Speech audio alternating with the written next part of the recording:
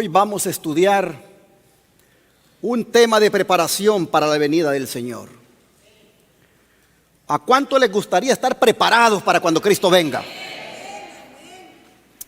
Entonces dispongámonos a estudiar el tema titulado Ovejas y cabritos. ¿De qué lado me colocará el pastor? Abramos la Biblia en Mateo 25, versículos 31 al 46. Mateo 25, versículos 31 al 46.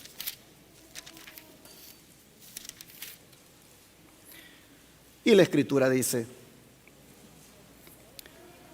cuando el Hijo del Hombre venga en su gloria y todos los santos ángeles con él, entonces se sentará en su trono de gloria.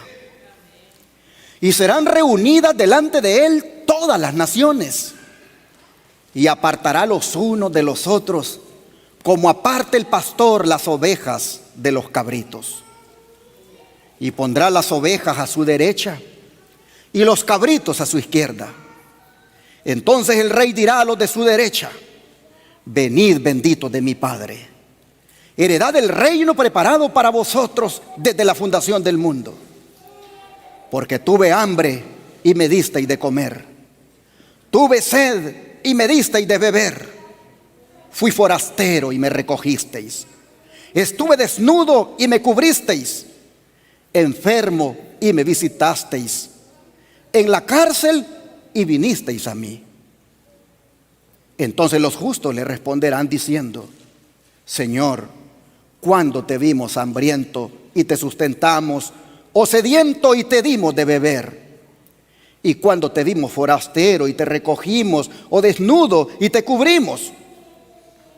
¿O cuándo te vimos enfermo o en la cárcel y vinimos a ti?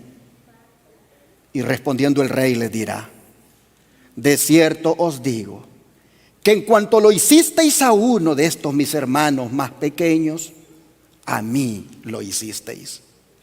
Entonces dirá también a los de la izquierda: apartaos de mí, malditos, al fuego eterno preparado para el diablo y sus ángeles. Porque tuve hambre y no me disteis de comer, tuve sed y no me disteis de beber, fui forastero y no me recogisteis, estuve desnudo y no me cubristeis, enfermo y en la cárcel y no me visitasteis. Entonces también ellos le responderán diciendo: Señor, ¿cuándo te vimos hambriento, sediento, forastero, desnudo, enfermo o en la cárcel y no te servimos? Entonces le responderá diciendo: de cierto os digo que en cuanto no lo hicisteis a uno de estos más pequeños, tampoco a mí lo hicisteis. E irán estos al castigo eterno y los justos a la vida eterna. ¿Qué parábola más solemne y seria es esta? Aquí nosotros vemos que conectado con la venida del Señor está el juicio final, en el cual se presenta por qué unos se van a salvar y otros se van a perder. Vemos la importancia que tendrán nuestras acciones durante el juicio divino. Las obras serán un elemento de prueba durante el juicio.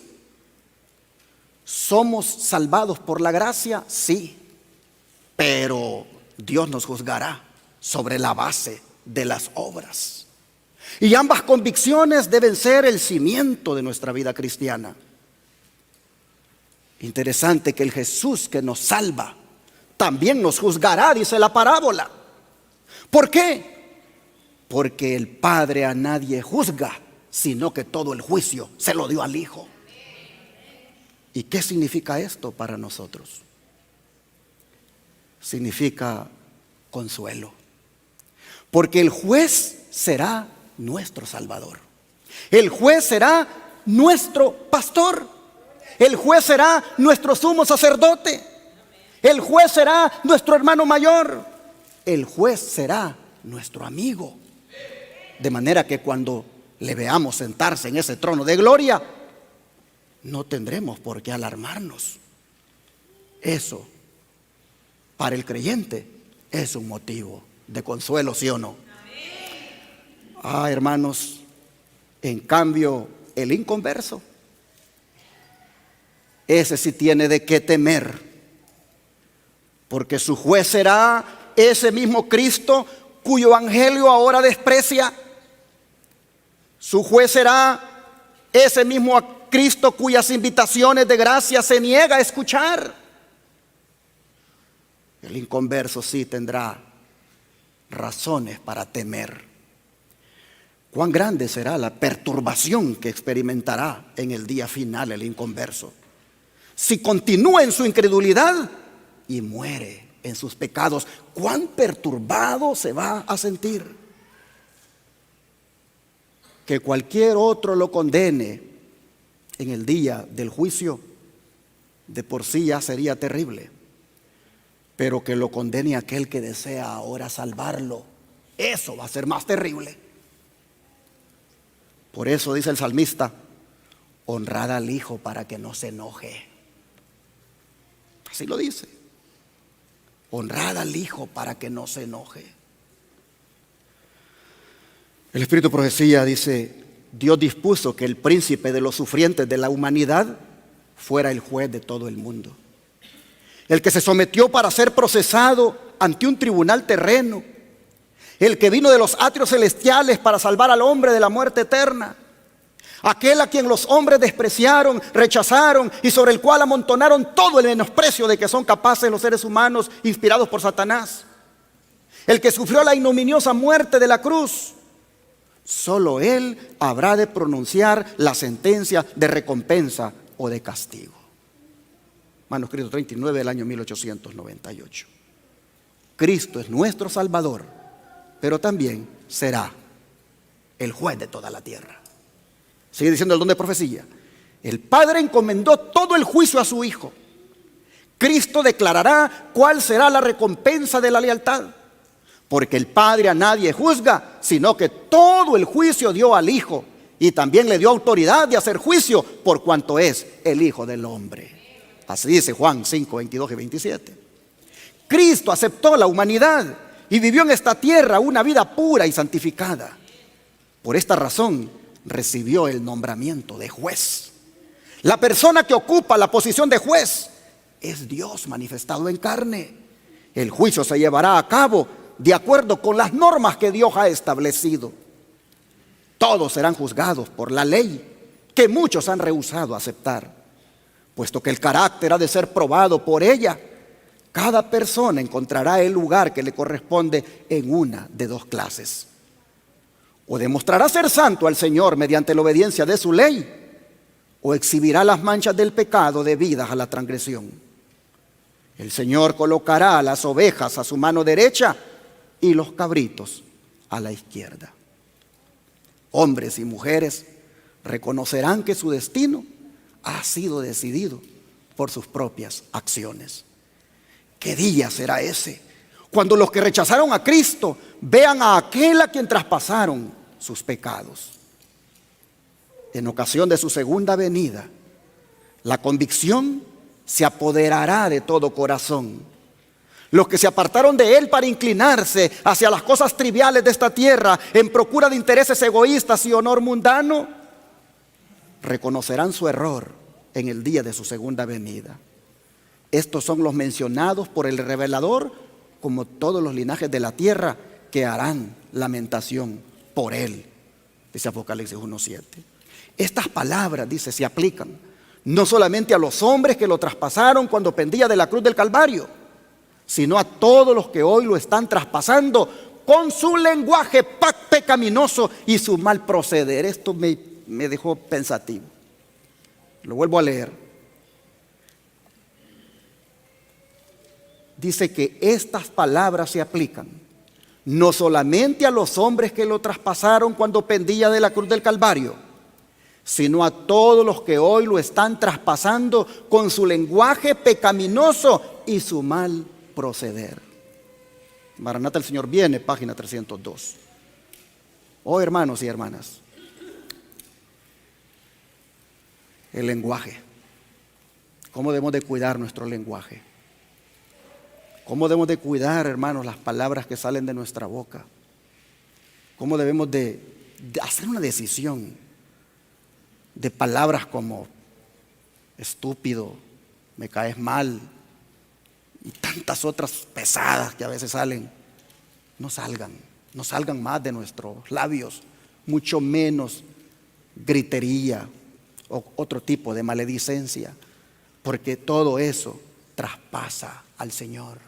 No solo lo traspasaron aquellos con aquella lanza, también tú traspasas al Señor cuando le gritas a tu esposa, cuando le gritas a tu esposo, cuando te salen palabras de tu boca altisonantes, porque estás molesta, porque estás molesto. También eso traspasa el costado de tu Señor. No digamos los actos. Jesús es nuestro Salvador, pero también será nuestro juez. Y ojalá que para cuando Él se siente en el trono de gloria, el lenguaje y las acciones hayan estado a tono con lo que Dios manda, de manera que oigamos palabras agradables de nuestro juez. Ahora, ¿cuántos dice la parábola que serán juzgados en el día final? Nosotros hemos leído que serán reunidas, ¿cuántas naciones? Dice, todas las naciones. Es decir, todas las personas que han vivido a lo largo de la historia van a rendir cuentas de sí mismas un día.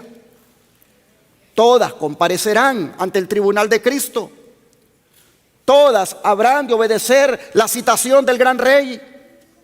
Todas las personas habrán de presentarse para oír sus sentencias. Aquellos que no quisieron adorar a Cristo aquí en la tierra encontrarán que forzosamente tendrán que presentarse a su proceso judicial cuando regrese Jesús para juzgar este mundo.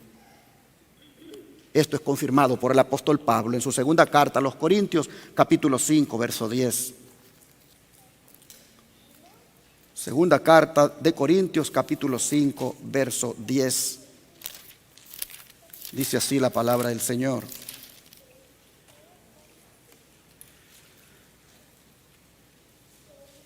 Porque es necesario que todos nosotros comparezcamos ante el tribunal de Cristo, para que cada uno reciba según lo que haya hecho mientras estaba en el cuerpo, sea bueno o sea malo. El tribunal de Cristo. El tribunal de Cristo, hermanos y hermanas, es ese evento futuro, cuando como pueblo de Dios nos presentemos ante el Señor para que nuestras obras sean juzgadas y recompensadas. Por eso dice Pablo en el versículo 9 que él procuraba agradarle. Vean ustedes, dice, por tanto, dice, procuramos también, o ausentes o presentes, serle agradables. Oh, hermanos, Pablo sabía que él iba a estar ante el tribunal del Señor. Y por eso, dice, procuraba agradar a su Señor. Pablo sabía mientras estaba aquí en la tierra que su trabajo era agradar a su Señor, para que cuando compareciera ante el tribunal, siéndole agradable al Señor, él escuchara un veredicto a su favor. No todos los creyentes hoy se esfuerzan por agradar a su Señor. Sin embargo, todos los creyentes tendremos que comparecer ante Él, y ahora es el tiempo para prepararnos para esa cita.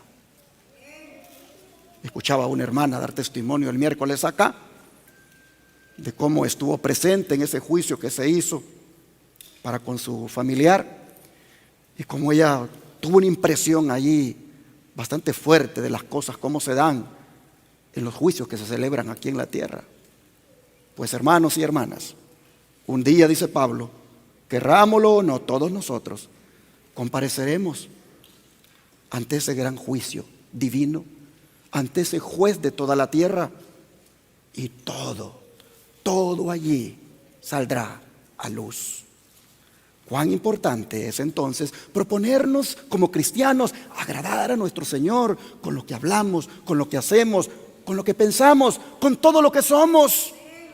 Oh, hermanos, en ese gran día, cuando todos comparezcamos ante el tribunal, se va a revelar la clase de personas que realmente éramos. Se va a revelar verdaderamente la clase de personas que realmente somos. Ese día van a quedar al descubierto los secretos de nuestras vidas. Mire cómo lo dice el apóstol, Eclesiastés capítulo 12, versículo 14. Eclesiastés capítulo 12, versículo 14.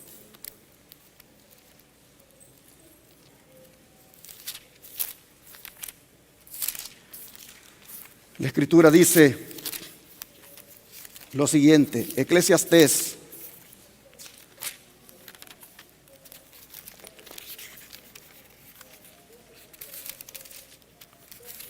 permítame que tenga una Biblia bien delgadita. Aquí está.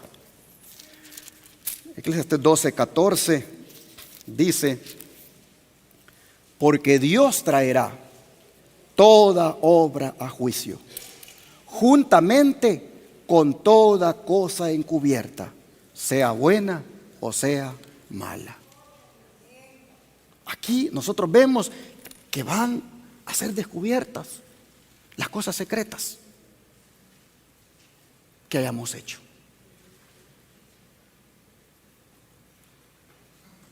Esto es un mensaje solemne, hermanos. Este es un mensaje para reflexionar. Nada que nosotros hayamos hecho en lo oculto ha dejado de ser visto por el Señor. Y nos lo va a presentar. Pablo, vean cómo él lo dice. Vamos a Romanos capítulo 2, versículo 16. Romanos 2, 16.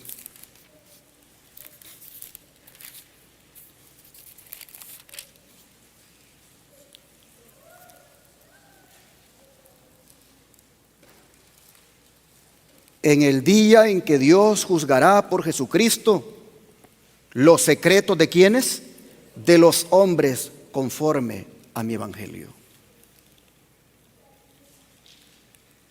Los secretos de los hombres. ¿Qué cosas haces que tus padres no saben que haces? ¿Qué cosas haces que tu esposa no sabe que haces? ¿Qué cosas haces que tu esposo no sabe que haces? El juez de toda la tierra revelará lo que tú dices llamar secretos. Miren 1 Corintios 4:5, como lo dice ahora. 1 Corintios 4:5.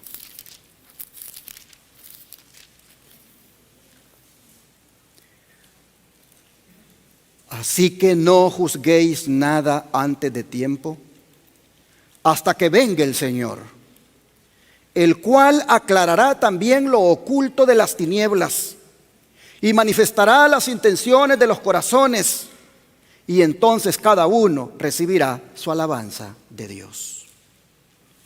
Una vez más, he reiterado el punto de que lo oculto de las tinieblas, hasta las intenciones de los corazones, hermanos y hermanas, van a ser aclaradas, van a salir a la luz.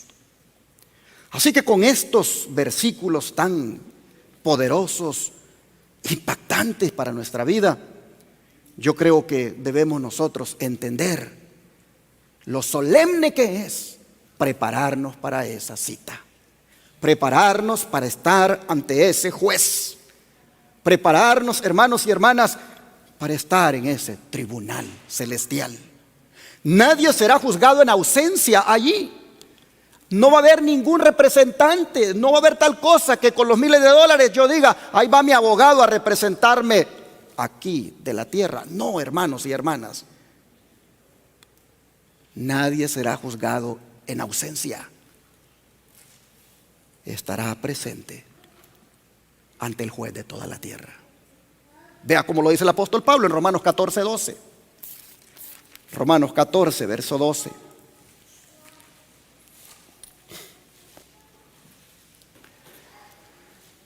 De manera que cada uno de nosotros dará a Dios cuenta de sí. ¿Será a través de un representante, hermanos y hermanas? No. Cada uno de nosotros dará cuenta a Dios de sí. Ahora Santiago 2. Vamos a Santiago 2, versículos 12 al 13. Santiago 2, versículos 12 y 13. La Escritura dice: así hablad y así haced, como los que habéis de ser juzgados por la ley de la libertad. Porque juicio sin misericordia se hará con aquel que no hiciere misericordia, y la misericordia triunfará sobre el juicio. Así, hermanos y hermanas, es de solemne, como ya dije, es de contundente la palabra cuando se trata del juicio divino, cuando se trata de la comparecencia del ser humano ante el juez celestial. La hermana White le decía a un hermano las siguientes palabras. Ella le decía: cuando comparezca usted ante este grandioso e impresionante tribunal, cuyas decisiones serán impecables y donde no habrá ninguna mala interpretación, ninguna equivocación, entonces usted guardará silencio. No tendrá ni una palabra que decir para justificar su proceder. Quedará culpable, condenado y sin esperanza, a menos que ahora abandone sus pecados, se esmere en arrepentirse y se cubra con el vestido de la justicia de Cristo. Testimonios para la Iglesia, tomo 5, página 481. Este hermano lo habían reprendido en la iglesia porque él no se había portado bien. Y el hermano andaba muy molesto porque lo habían reprendido. Le habían hecho ver que su proceder no estaba correcto. Pero él lo que había hecho era enojarse con la iglesia. Andaba muy molesto porque para él se había cometido una injusticia con eso que le habían hecho ver. Pero Elena White le dice: cuando usted comparezca ante el tribunal del Señor, usted va a guardar silencio y va a ver que con justa razón en la iglesia se le ha reprendido por lo que usted ha hecho.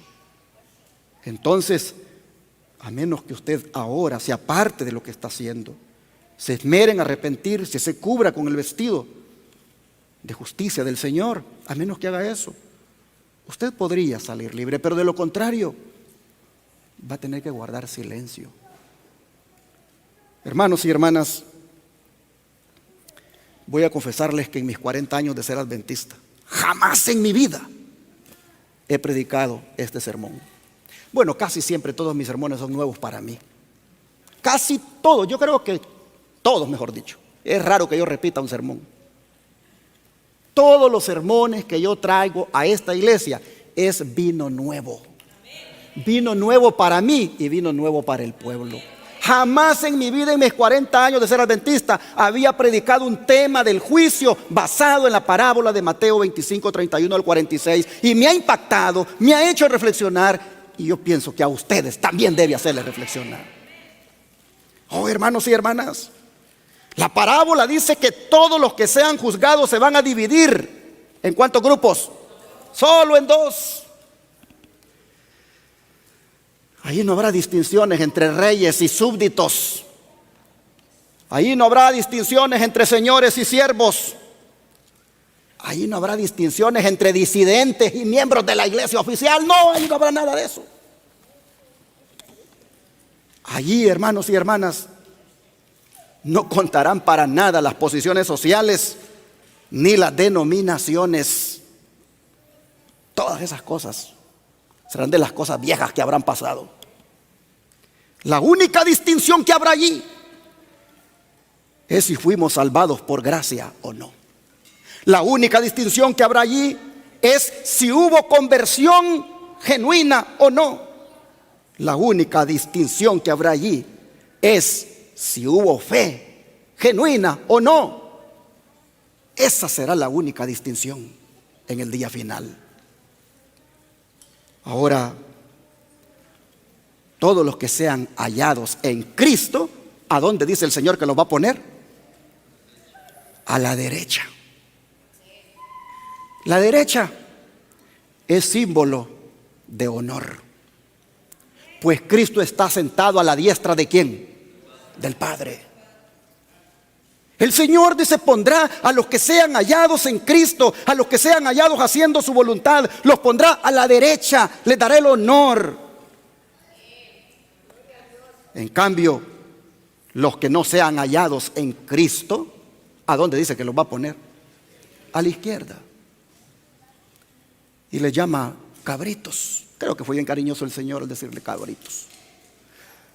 Saben, hermanos y hermanas, que a veces nosotros somos bien caprichosos. A veces nos paramos en ese capricho y no entendemos el problema en el cual nosotros nos paramos. Saben que la palabra capricho viene de la palabra cabra. En el latín, esa palabra cabra tiene su significado como capricho. Y a veces nosotros somos bien caprichosos. Y nos montamos en ese capricho, en hacer lo que queremos y cómo lo queremos hacer, sin tomar en cuenta que eso nos va poniendo del lado de las cabras. Solo dos grupos habrán: ovejas a la derecha y cabritos a la izquierda. Yo creo que es menester en esta mañana que procuremos con todo el corazón que Cristo nos ponga del lado de las ovejas, ¿no es cierto? Es menester que nosotros vayamos decidiendo, hermanos y hermanas, que cuando Cristo venga a hacer el juicio, nos encuentre en Él, perseverando en Él, y así nos ponga del lado derecho de sus ovejas, con sus ovejas. Pero volviendo al tema de las obras, es interesante que las obras van a ser los testigos que se van a llamar para declarar. Las obras serán llamadas a prestar declaración, y especialmente las obras de caridad,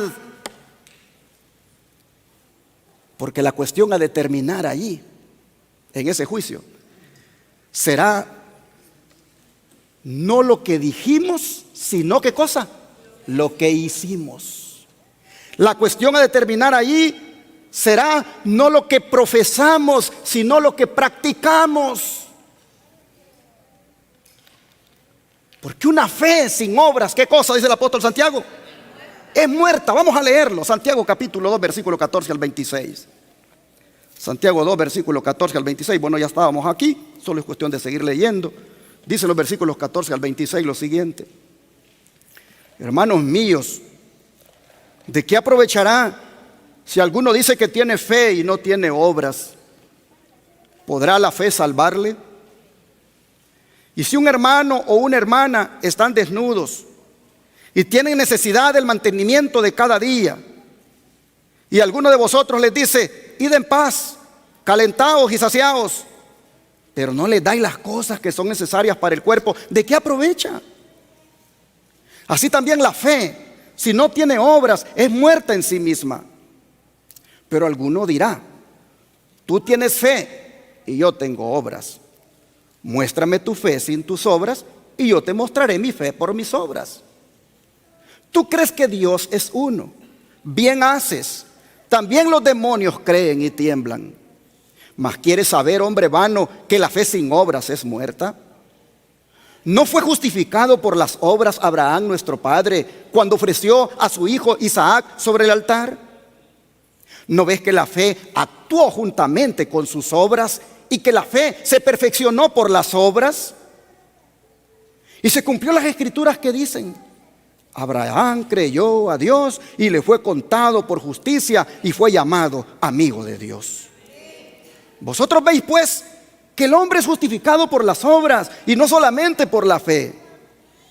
Asimismo también Rahab, la ramera, ¿no fue justificada por obras cuando recibió a los mensajeros y los envió por otro camino?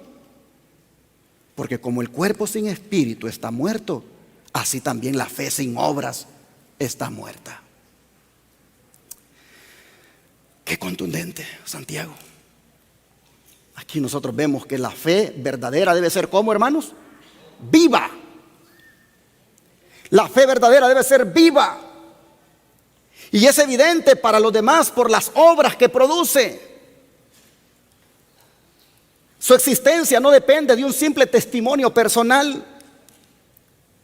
La persona que dice que tiene fe, pero carece de obras, puede ser comparada a aquel que piensa que es religioso, pero no manifiesta las acciones o frutos de la religión pura.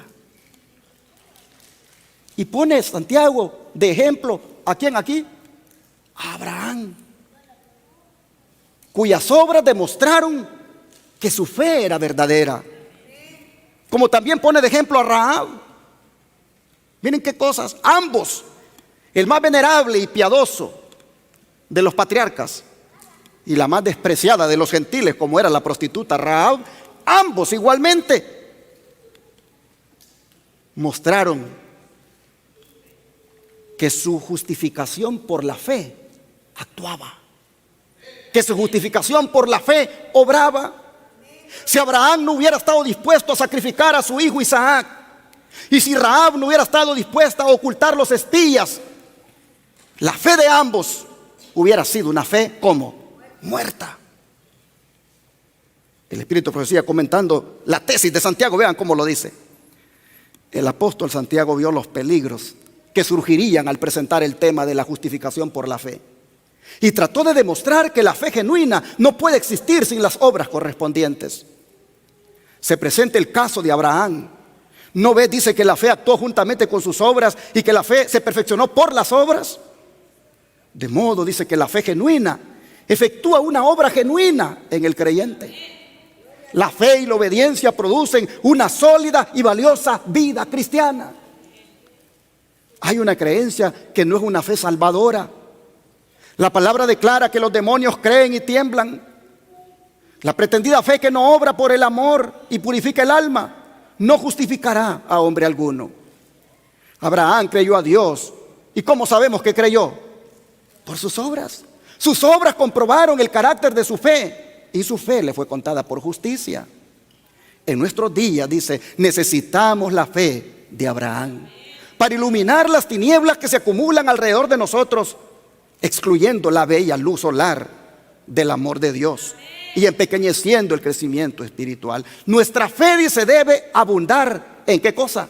En buenas obras, pues la fe sin obras está muerta. Cada deber cumplido, cada sacrificio hecho en el nombre de Jesús proporcionan una abundantísima recompensa. En el mismo cumplimiento del deber, Dios habla y da su bendición. Science of the Time, 19.5, 1898. Hoy en día, hermanos y hermanas, se predica un mensaje donde el creyente dice tener una fe, pero es una fe falsa, porque no la acompaña con las obras, siendo la principal obra la de obedecer los mandamientos de Dios. Muchos dicen tener fe, pero solo caen en una presunción de fe. Presumen tener, pero no lo es, porque pisotean los mandamientos de Dios. Dice la sierva del Señor, Santiago miraba los peligros que habrían en la justificación por la fe, al cómo solamente apropiarse de la sangre de Cristo, aplicarla a la vida, pero sin importar obedecer a aquel que dio su vida por nosotros. Por eso presenta el caso de Abraham y de Rahab. Oh, hermanos y hermanas, pero volviendo a la parábola de Mateo 25, llaman la atención los versículos 33 y 34. Vamos para allá, Mateo 25, versículos 33 y 34. Dice así la Escritura: y pondrá las ovejas a su derecha y los cabritos a su izquierda. Entonces el rey dirá a los de su derecha: venid, ¿qué cosa, hermanos? benditos de mi Padre. Heredad del reino preparado para vosotros desde la fundación del mundo. Como vemos, el juicio final será un día que traerá gozo para todos los verdaderos creyentes, pues escucharán estas preciosas palabras que dicen: venid benditos de mi Padre, heredad del reino. Qué hermosas palabras. Venid benditos ¿de qué? De mi Padre. El Señor al verdadero creyente lo reclamará como suyo, pues dice: bendito de mi Padre. Lo reclamará como suyo y lo va a confesar delante del Padre y de los ángeles. Y ese día, hermanos y hermanas, el verdadero creyente descubrirá que el pago que Jesús le dará es ni más ni menos que un reino. Pues les dice: hereden el reino. En otras palabras, el más humilde de los cristianos, el más pobre de los cristianos, el Señor le dice: no te preocupes porque eres muy humilde o porque eres muy pobre. Yo te tengo para ti un reino. Yo te tengo para ti una corona en la cual serás rey y reina en ese reino. Oh, hermanos y hermanas, qué privilegio el que tendrá el verdadero creyente cuando recibe esa recompensa. Y aunque ya leímos nosotros la razón por la cual es que los recompensa, yo quiero que lo volvamos a leer, pero desde la óptica del don profético. Porque siempre el don profético, como una lupa, amplía lo que en la Escritura nosotros no alcanzamos a mirar. Así que vean lo que es revelado en cuanto al por qué el Señor recompensa a este verdadero creyente, a esta oveja que la pone a la derecha. Vean ustedes. Dice: cuando el Hijo del Hombre venga en su gloria y todos los santos ángeles con él, entonces se sentará sobre el trono de su gloria. Yo quisiera parar aquí para decir lo siguiente. Cuando habla de que va a venir en su gloria y que se va a sentar en el trono de gloria, viene a la mente qué diferente será esta venida con la primera venida. En la primera venida no vino así con esa gloria, vino humilde, no tenía ni dónde recostar la cabeza, vino de una manera que no había parecer en él ni hermosura, dice el profeta Isaías. En la primera venida, él vino a establecer el reino de la gracia en el corazón de todos aquellos que lo aceptaran como su Salvador. Pero ahora aparece en la gloria de su Padre, y se sienta en el trono de gloria. ¿Qué es gloria? Es esplendor, es algo brillante, es algo espectacular, es algo impresionante. Es una majestad de los cielos la que se sienta allí para juzgar. Dice: y serán reunidas delante de él todas las gentes, y los apartará los unos de los otros. Así presentó Cristo a sus discípulos en el monte de las Olivas la escena del gran día de juicio. Explicó que su decisión girará en derredor de un punto nada más. ¿Cuál es ese punto? Cuando las naciones, dice, estén reunidas delante de él, habrá tan solo dos clases y su destino eterno quedará determinado por lo que hayan hecho o dejado de hacer. Miren, el destino eterno quedará determinado por lo que hayan hecho o dejado de hacer por él en la persona de los pobres y dolientes. En ese punto dice, se va a centrar la decisión. En ese punto va a girar la decisión. En lo que se haya hecho o se haya dejado de ¿qué? De hacer. Y esto está respaldado por la Escritura. Vamos a Santiago. Santiago capítulo 4, verso 17. Santiago capítulo 4, verso 17, dice: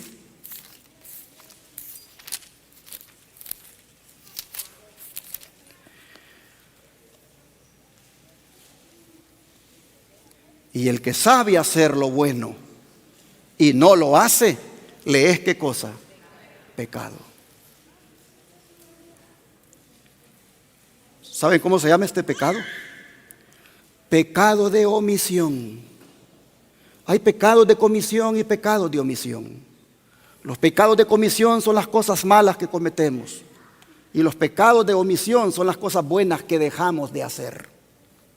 El que sabe hacer lo bueno y no lo hace, le es pecado.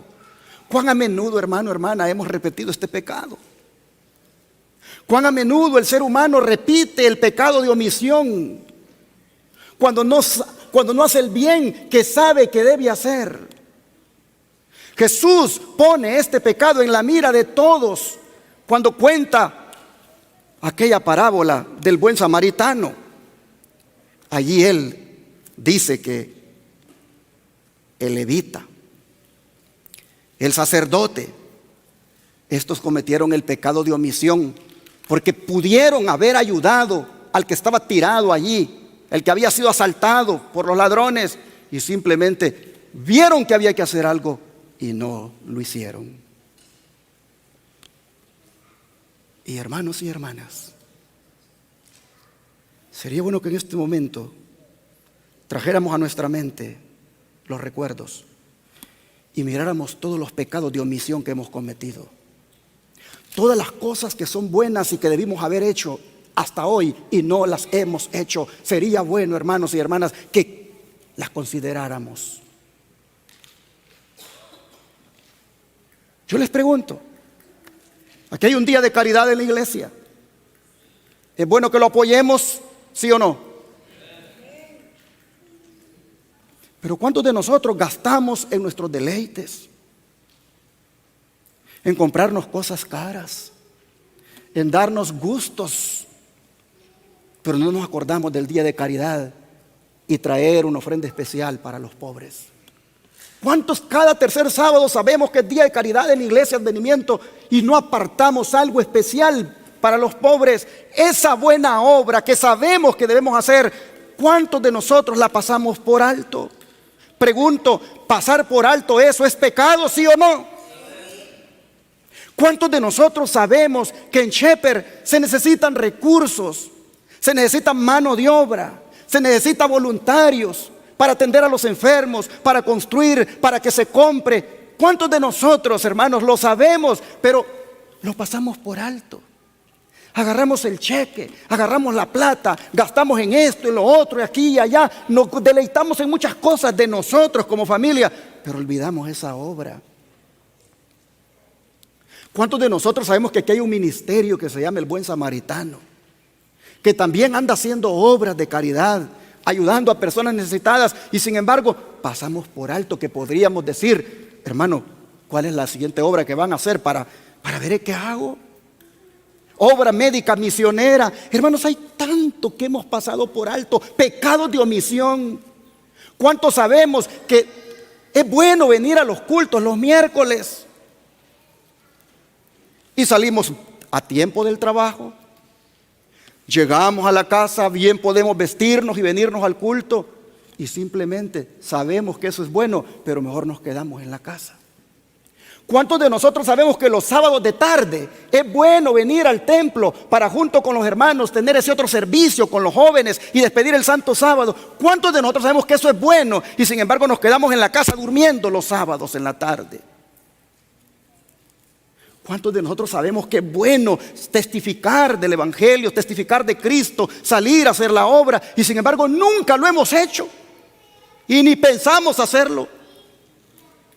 Lo que queremos hacer es como el católico que va a la misa de las 11 y luego no se vuelve a ver sino hasta el siguiente sábado. Oh, hermanos y hermanas, ¿cuánto hemos dejado de hacer? ¿Cuántos hemos, hermanos, sabido que hay un vecino que tal o cual persona le pasó una tragedia y debimos haber compartido y no lo hemos hecho? Pensamos que con dar el diezmo y la ofrenda, con eso es todo. No, hermanos. El diezmo y la ofrenda son del Señor. Lo que queda en tu bolsa es tuyo. De lo tuyo, dale al pobre. De lo tuyo, comparte con el pobre. Pero ¿cuántos hermanos y hermanas lo hemos sabido y hemos dejado de hacerlo? Pecados de omisión. Oh, yo creo que este día deberíamos orar. Deberíamos de orar para que Dios nos perdone por esto. ¿Cuántos de nosotros sabemos que hay que estudiar la Biblia? Y sin embargo no lo hacemos. Pasa toda la semana y no tomamos la Biblia. ¿Cuántos sabemos que deberíamos de orar? Y sin embargo no lo hacemos. ¿Cuántos sabemos que deberíamos de hablar a los hermanos, visitarlos, no para chismear, no para estar hablando cosas sin sentido, sino para orar con ellos? Y sin embargo no lo hacemos. ¿Cuántos sabemos que debemos venir al templo a adorar a Dios, a estar atentos y no para estar platicando? Y sin embargo venimos al templo a platicar. No nos importa la reverencia, no nos importa que ante el Señor debe callar delante de Él toda la tierra. Y sin embargo, hermanos, sabemos eso y no lo hacemos. Agarramos el teléfono y estamos ahí en las redes. Estamos en otra cosa. Oh, hermanos, pecado de omisión. Todo eso saldrá ante el juez de toda la tierra. Todo eso saldrá revelado. Cuán importante es, hermanos, que nos humillemos delante de Dios y reconozcamos ese pecado. Oh, hermanos, dice el Espíritu de Profecía en cuanto a esto de que las cabritas fueron puestas a la izquierda, pero las ovejas fueron puestas a la derecha. Dice el Espíritu de Profecía que en esto de las ovejas que fueron puestas a la derecha deberíamos de aprender lo siguiente. En aquel día, dice Cristo, no presenta a los hombres la gran obra que Él hizo para ellos al dar su vida por su redención, sino que presenta, ¿qué cosa? La obra fiel que hayan hecho ellos para Él. Vuelvo a leer esta parte. En aquel día Cristo no presenta a los hombres la gran obra que Él hizo para ellos al dar su vida por su redención, sino que presenta la obra fiel que hayan hecho ellos para Él. A los puestos a su diestra les dice: venid, benditos de mi Padre, heredad el reino preparado para vosotros desde la fundación del mundo. Porque tuve hambre y me disteis de comer, tuve sed y me disteis de beber, fui huésped y me recogisteis, desnudo y me cubristeis, enfermo y me visitasteis, estuve en la cárcel y vinisteis a mí. Pero es interesante y lo puse en amarillo, hermanos, porque me impresionó esto.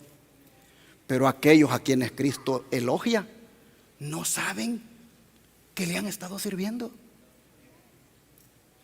A las preguntas que hacen, perplejos contestan. A las preguntas que hacen, perplejos, contesta el Señor: en cuanto lo hicisteis a uno de estos mis hermanos pequeñitos, a mí, ¿qué cosa? Lo hicisteis. Es interesante esto, hermanos, que las ovejas, el servicio que prestan al necesitado, lo hacen tan natural que no se dan cuenta que lo han estado realizando al mismo maestro. Para ellos eso es parte de su carácter, servir a los demás. Y el Señor en el gran juicio final se los reconoce. Oh, qué impresionante. Ni siquiera sabían que al mismo Señor se lo hacían, porque no les importaba a quién se lo hacían, sino que lo único que les importaba era mostrar el amor de Cristo. Sigue diciendo el don de profecía: aquellos a quienes Cristo elogia en el juicio pueden haber sabido poca teología, pero albergaron sus principios. Por la influencia del Espíritu Divino fueron una bendición para los que los rodeaban.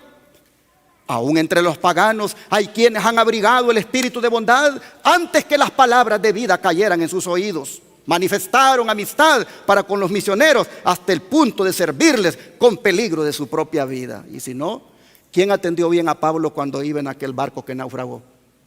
¿Quién lo atendió bien? Los paganos. Los paganos los atendieron bien cuando llegaron a aquella isla. Dice, entre los paganos hay quienes adoran a Dios ignorantemente, quienes no han recibido jamás la luz por un instrumento humano y sin embargo no perecerán. Aunque ignorantes de la ley escrita de Dios, oyeron su voz hablarles en la naturaleza e hicieron las cosas que la ley requería. Sus obras son evidencia de que el Espíritu de Dios tocó su corazón y son reconocidos como hijos de Dios. ¿Cuántos se sorprenderán y alegrarán los humildes de entre las naciones y entre los paganos al oír de los labios del Salvador? En cuanto lo hicisteis a uno de estos mis hermanos pequeñitos, a mí lo hicisteis. Cuán alegre se sentirá el corazón del amor infinito cuando sus seguidores le miren con sorpresa y gozo al oír sus palabras de aprobación. Pero el amor de Cristo no se limita a una clase, se identifica con cada hijo de la humanidad. A fin de que pudiésemos llegar a ser miembros de la familia celestial, Jesús se hizo miembro de la familia terrenal. Es hijo del hombre y así hermano de cada hijo e hija de Adán. Sus seguidores no se han de sentir separados del mundo que perece en derredor suyo.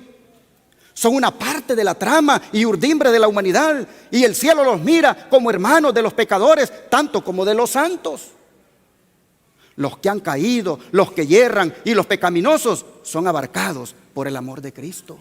Y cada buena acción hecha para elevar a un alma caída, cada acto de misericordia, son aceptados como hechos a Él. Oh, hermanos, ojalá los paganos no nos ganen. No vayan, como dijo Cristo, las prostitutas y los publicanos delante de nosotros, por hacer ellos lo que nosotros con más razón deberíamos hacer. Dice, al abrir vuestra puerta a los menesterosos y dolientes hijos de Cristo, estáis dando la bienvenida ¿a quién, hermanos? A ángeles invisibles. Invitáis la compañía de los seres celestiales. Ellos traen una sagrada atmósfera de gozo y paz. Vienen con alabanzas en los labios y una nota de respuesta se oye en el cielo. Cada hecho de misericordia produce música, ¿dónde? Oh, hermanos, miren, cada vez que compartimos, cada vez que damos un vaso de agua, cada vez que visitamos, cada vez que ayudamos a alguien, dice que es una música que repercute ¿a dónde? En el cielo. Los actos de misericordia producen música en el cielo. Hermano, hermana, ¿cuándo fue la última vez que tu acto de misericordia produjo música en el cielo? ¿Qué tan a menudo produce música en el cielo tus actos? Oh, ¿cuán solemne es esto? Dice, cada hecho de misericordia produce música allí. Desde su trono el Padre cuenta entre sus más preciosos tesoros a los que trabajan abnegadamente. Nuestro Salvador identifica su interés con el de la humanidad sufriente. Así como el corazón del Padre añora con ternura compasiva al que sufre entre su pequeño rebaño, el corazón de nuestro Redentor se compadece con los más pobres y humildes de sus hijos terrenales. Los ha puesto entre nosotros para despertar en nuestros corazones el amor que Él siente hacia los que sufren y están oprimidos. Testimonios para la Iglesia, tomo 4, página 613. Por eso están los pobres entre nosotros. Por eso están los que sufren entre nosotros. Por eso están los enfermos entre nosotros. El Señor ha permitido que eso suceda para que se revele el amor de Él hacia ellos a través de cada uno de nosotros. No podemos, hermanos, voltearnos, darle espalda a esto. Por otra parte, el juicio final será un juicio que también, como ya dijimos, va a traer perturbación a los inconversos. Porque ellos escucharán unas palabras terribles que dicen, apartados de mí, ¿cómo? Malditos. Apartados de mí, malditos. Al fuego eterno, preparado para el diablo y sus ángeles. ¿Por qué malditos? Porque el que no alcanza la bendición, alcanza lo opuesto. Alcanza la maldición. Y nosotros vemos que la gran cabeza de la iglesia, o sea, Cristo, les dice: ustedes son malditos. Han alcanzado la maldición. Sembraron para su carne y de su carne van a cegar corrupción. Oh, hermanos, no quisieron escuchar al Señor cuando les dijo: vengan a mí y yo les haré descansar. Así que van a escuchar ahora decirle: apartados de mí al fuego eterno. No quisieron cargar con su cruz, así que no tendrán lugar en su reino. De manera, hermanos y hermanas, que el juicio final sacará a luz el carácter tanto de los perdidos como de los salvos. Los que están a su mano derecha, las ovejas de Cristo, ellos quedarán felizmente con Cristo. Se maravillarán de las cosas hermosas que el Señor ha preparado para ellos. Y se gozarán al escuchar el elogio del Señor. En cambio, los que estén a la mano izquierda, que no puede decir el Señor: bendito de mi Padre, porque no le pertenecen, esos tristemente, hermanos, siguen ciegos. Siguen ciegos porque todavía preguntan: ¿y cuándo? ¿Cuándo estuviste así y así y así y que no te servimos? ¿Cuándo te vimos y no te servimos? Ciegos toda la vida a las necesidades del prójimo, y seguirán ciegos en el día del juicio final, pues no mirarán que eso fue un error tan grande que cometieron. Es algo que debemos poner en el corazón. Es algo que debemos poner a reflexionar en nuestra vida. El don profético dice: los que estén a la izquierda de Cristo, los que le han descuidado en la persona de los pobres y dolientes, fueron inconscientes de su culpabilidad. Satanás los cegó. No percibieron lo que debían a sus hermanos. Estuvieron absortos en sí mismos y no se preocuparon por las necesidades de los demás. ¿Cómo se le llama a este tipo de personas? Egoístas. Solo pensaron en ellos. A los ricos Dios les dio riquezas para que aliviasen y consolasen a sus hijos dolientes, pero con demasiada frecuencia son indiferentes a las necesidades ajenas. Se creen superiores a sus hermanos pobres. No se ponen en el lugar del indigente. No comprenden las tentaciones y luchas del pobre, y la misericordia muere en su corazón. En costosas moradas y magníficas iglesias, los ricos se encierran lejos de los pobres, gastan en satisfacer el orgullo y el egoísmo los medios que Dios les dio para beneficiar a los menesterosos. Los pobres quedan despojados diariamente de la educación que debieran tener concerniente a las tiernas compasiones de Dios, porque Él hizo amplia provisión para que fuesen confortados con las cosas necesarias para la vida. Están obligados a sentir la pobreza que estrecha la vida y con frecuencia se sienten tentados a ser envidiosos, celosos y llenos de malas sospechas. Los que han sufrido por su cuenta la presión de la necesidad tratan con demasiada frecuencia a los pobres de una manera despreciativa y les hacen sentir que los consideran indigentes. Pero Cristo lo contempla todo y dice: yo fui quien tuvo hambre. Yo fui quien tuvo sed. Yo fui quien anduvo como extraño. Yo fui el enfermo. Yo estuve en la cárcel. Mientras estabais banqueteando en vuestras mesas abundantemente provistas, yo sufría de hambre en el tugurio o en la calle. Oh, hermanos, ¿cuántas veces hemos orado por la comida que tenemos en la mesa? Y decimos: Señor, gracias por estos alimentos. Gracias porque has provisto de trabajo. Gracias porque has provisto de dinero y no nos ha faltado nada. Pero no decimos allí: pero te pido por aquel que no tiene. Te pido por aquel que no ha sido bendecido como yo. Te pido por aquel a quien yo tampoco he tenido la oportunidad de conocer para ayudarlo.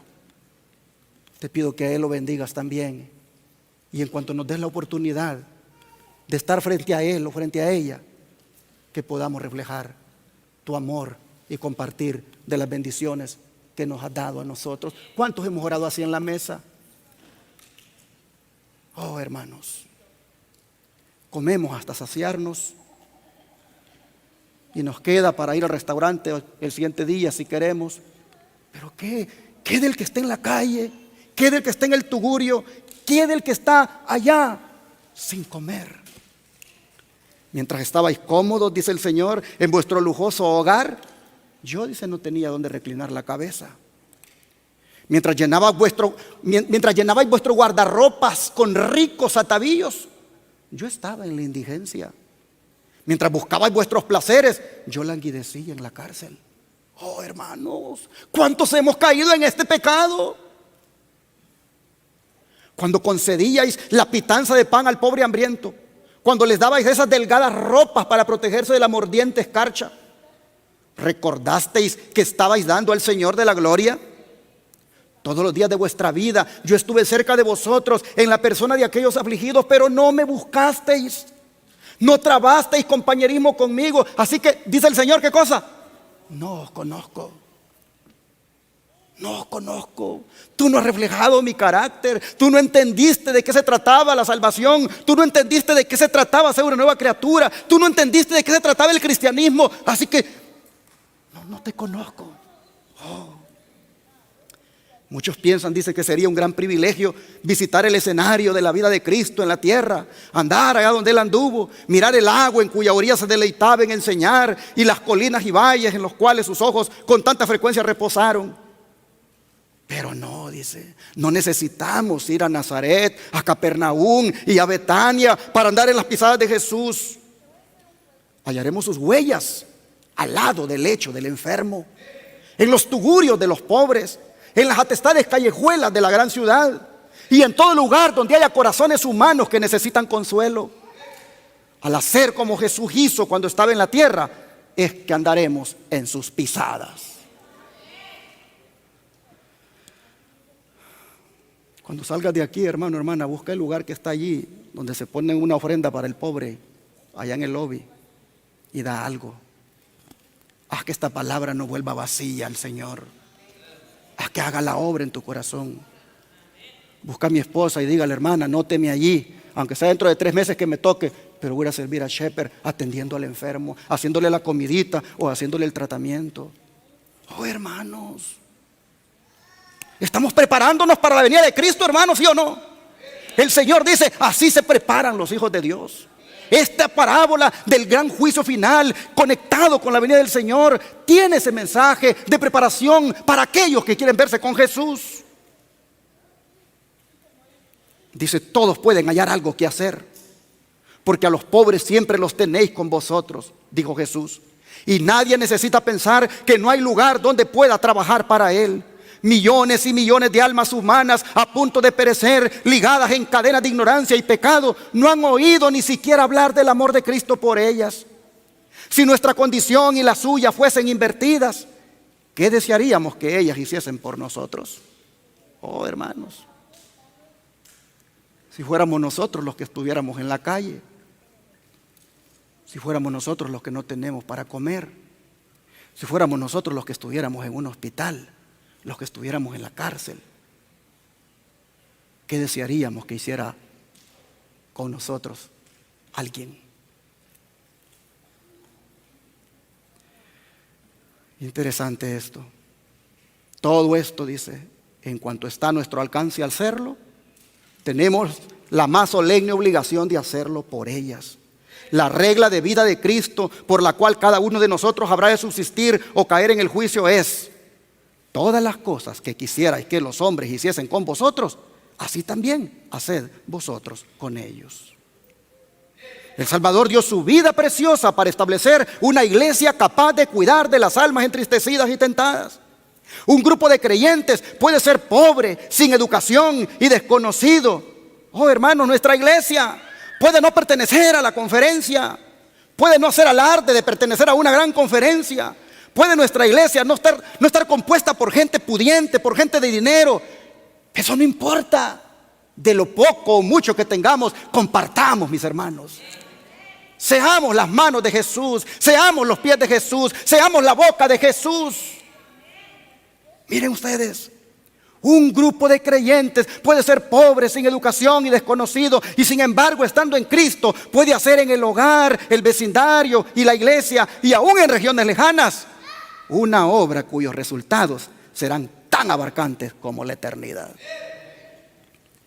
Debido, dice, a que esta obra es descuidada, muchos jóvenes discípulos no pasan nunca más allá del mero alfabeto de la experiencia cristiana. Del A, B, C, D, E, F, G, H, I, J, K, L, M, N, y ya, el abecedario, no pasan de allí. ¿Por qué? Porque descuidan esta obra. Yo quiero hacer un llamado a los jóvenes acá, a que dejen que Cristo les cambie el corazón. Y no solamente den el diezmo y la ofrenda, de lo que Dios les ha dado, aparten algo para compartir con el necesitado. Averigüen dónde hay un necesitado. Pregunten en qué se puede ayudar. Jóvenes, no sean ustedes de los que se quedan en el alfabeto de la experiencia cristiana. Pasen del alfabeto, pasen a aprender las lecciones que Cristo ha dado. Oh, jóvenes y adultos también debemos hacerlo. Vuelvo a leer, debido a que esta obra es descuidada, muchos jóvenes discípulos no pasan nunca más allá del mero alfabeto de la experiencia cristiana. Ayudando a los menesterosos, podrían haber mantenido viva la luz que resplandeció en su corazón cuando Jesús les dijo: tus pecados te son perdonados. La inquieta energía que es con tanta frecuencia una fuente de peligro para los jóvenes podría ser encauzada en conductos por los cuales fluirían raudales de bendición. Se olvidarían del yo en el trabajo ferviente destinado a hacer bien a otros. Los que sirvan a otros serán servidos por el príncipe de los pastores. ¿Cuántos queremos que el príncipe de los pastores nos sirva, hermanos? Sirvamos a otros aquí, porque sirviendo a otros aquí le estamos sirviendo a Él. Dice: los que sirvan a otros serán servidos por el príncipe de los pastores. Ellos mismos beberán el agua de vida y serán satisfechos. No desearán diversiones excitantes o algún cambio en su vida. El gran tema de su interés será cómo salvar las almas que están a punto de perecer. El trato social será provechoso. El amor del Redentor unirá los corazones. Deseado a todas las gentes, he leído ese capítulo que se llama A estos mis hermanos pequeñitos. No me acuerdo qué número es el capítulo, pero ahí se llama. De allí he extraído todas estas citas. Hermanos y hermanas, yo sé que ya es tarde, pero no vamos a dejar a Dios con la palabra en su boca. Lo que Él tenía que decir, que lo diga a su pueblo. Y vámonos hasta que le escuchemos decir a Él su última palabra. La conclusión en el día del juicio, dice la parábola, que va a ser la siguiente. Bueno, vamos a leerlo, vamos otra vez a Mateo 25 para ver la conclusión.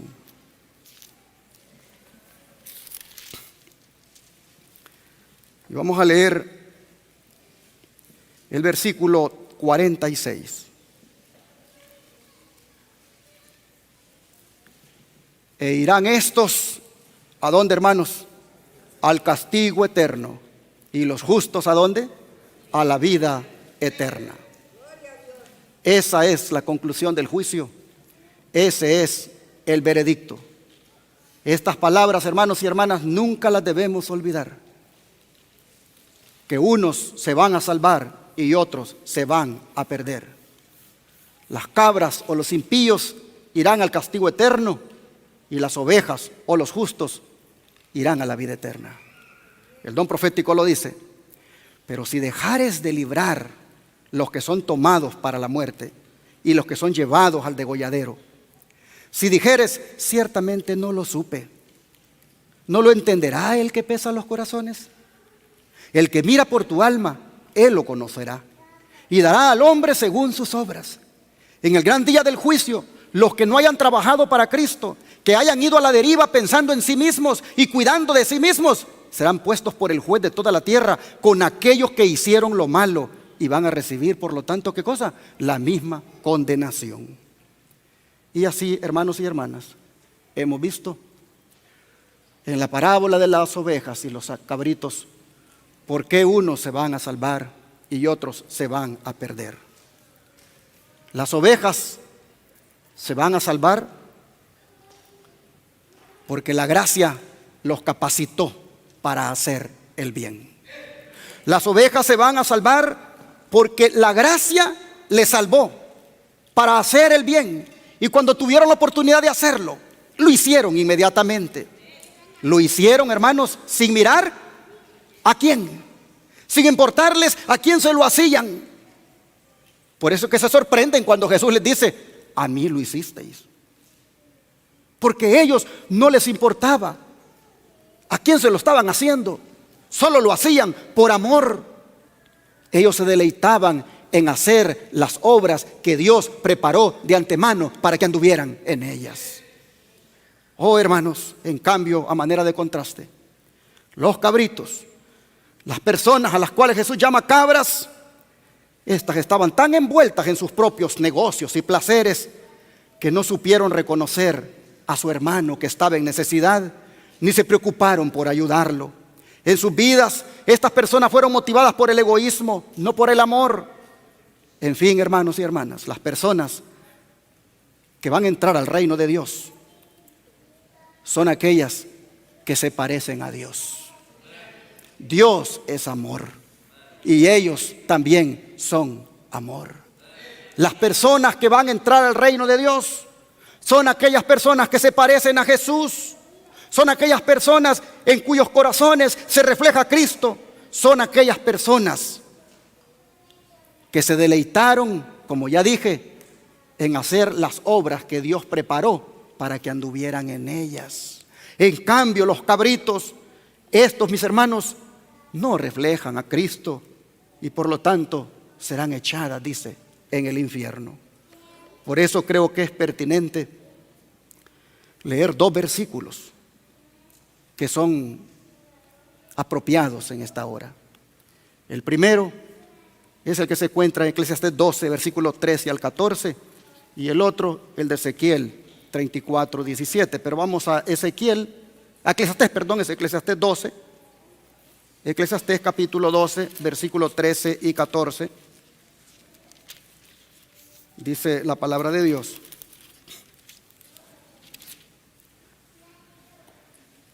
el fin de todo el discurso oído es este: teme a Dios y ¿qué cosa? Y guarda sus mandamientos, porque esto es el todo del hombre. Porque Dios traerá toda obra a juicio, juntamente con toda cosa encubierta, sea buena o sea mala. Y Ezequiel 34, verso 17, vean cómo lo dice. Ezequiel 34, verso 17.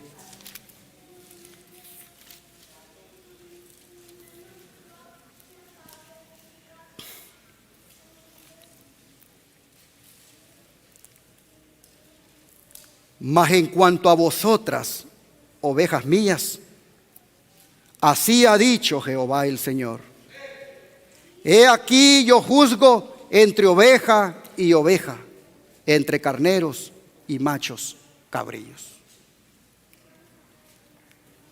Hermanos y hermanas,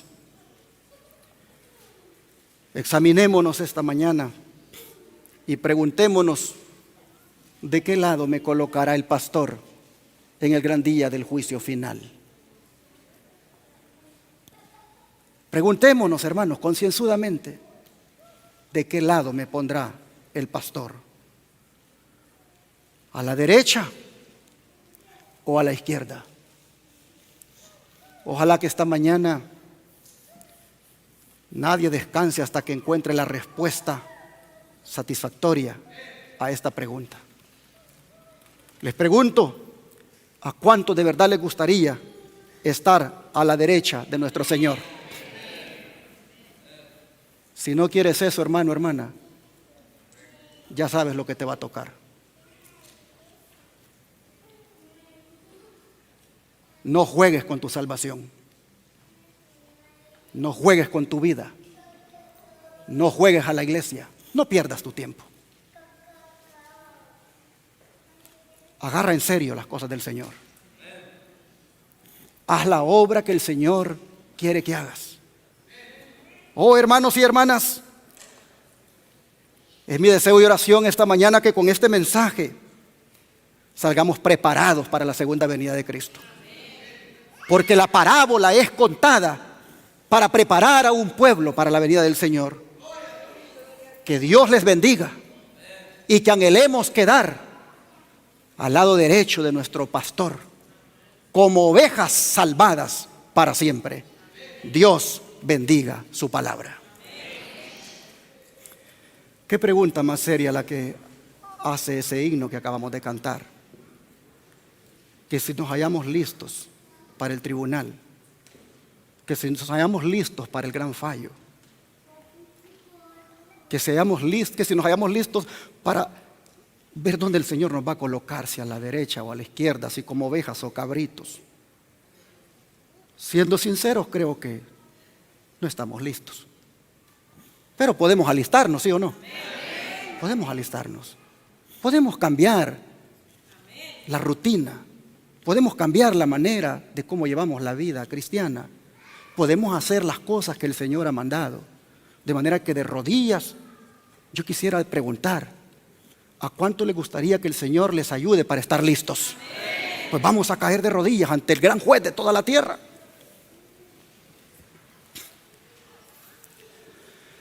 Padre querido, qué solemne y qué contundente hablas a tu iglesia. Oh Señor, vemos que no estás buscando una iglesia más. No estás buscando cristianos de nombre. Vemos, Padre, que estás buscando ovejas. Ovejas mansas, humildes, que se dejan guiar por su pastor, que hacen lo que su pastor les dice. Oh Padre, esta mañana nosotros hemos mirado que estamos lejos, que si el tribunal tuviera lugar ahora, oh Señor, con toda seguridad, estaríamos del lado izquierdo, donde estarían los cabritos.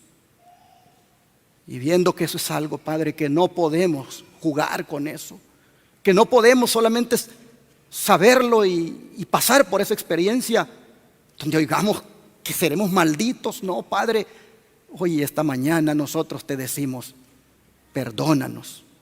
Perdónanos por las veces que hemos cometido pecados de omisión, por las veces que hemos dejado de hacer lo bueno. Perdónanos por las veces que no hemos sido esas personas que atienden al necesitado, que ayudan a aquel que sufre. Perdónanos, Señor. Perdona nuestro egoísmo. Perdónanos, Padre, las veces que hemos sido fríos ante la necesidad de otro. Oh Señor, hoy te rogamos que no solamente nos perdones, sino que también nos cambies el corazón, para que sea un corazón tierno, un corazón que ame, un corazón solidario, un corazón lleno de amor, un corazón lleno de caridad, un corazón que pueda reflejar el amor tuyo. Oh Señor, en esta hora, aquí de rodillas te decimos, cámbianos, transfórmanos y haznos como ovejas listas para ser apartadas en el gran juicio final del lado derecho tuyo. Gracias, Padre, por hablarnos, por prepararnos de esta manera para tu segunda venida. Ayuda, Señor, a mi hermano, a mi hermana aquí de rodillas a encarar seriamente su salvación, a encarar seriamente su vida y anhelar ser esa oveja que quedará a la derecha de su pastor para siempre. Padre, gracias. Pedimos tu ayuda en el nombre de Jesús. Amén.